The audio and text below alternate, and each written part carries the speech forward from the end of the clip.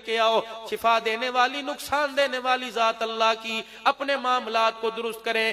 مرد حلال روزی کما کر اپنے گھر میں لے کے آئے، اور عورت سر پر دوپٹہ رکھ کر 5 وقت کی نماز پڑھ کر روٹی پکائے، کچن میں جائے نماز پڑھ کے سر پہ دوپٹہ رکھ کے جائے۔ رب کعبہ کی قسم، نمازی عورت کے ہاتھ کا کھانا اور حلال مرد کی کمائی جو کھائے گا، تیری میری گلیوں میں رابعہ بصریہ نظر آئے گی یا عبد القادر جیلانی نظر آئے گا۔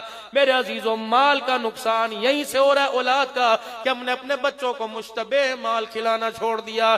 چاکلیٹ بھی ہونی چاہیے، برگر بھی ہونا چاہیے، پیزا بھی ہونا چاہیے، ساری چیزیں ہونی چاہیے، لیکن ایمان نہیں ہونا چاہیے۔ گھر کے اندر بیٹھے پردے بھی ہوں، گھر کے اندر بیٹھے اے سی بھی ہو، گھر کے اندر بیٹھے ہیٹر بھی ہو، گھر کے اندر بیٹھے مونگ پھلی ریوڑی بھی ہو۔ کبھی پورے گھر والوں نے یہ بھی سوچا کہ مرنے کے بعد کفن بھی حلال کا ہونا چاہیے؟ یہ کون فکر کرے گا؟ یہ میں اور آپ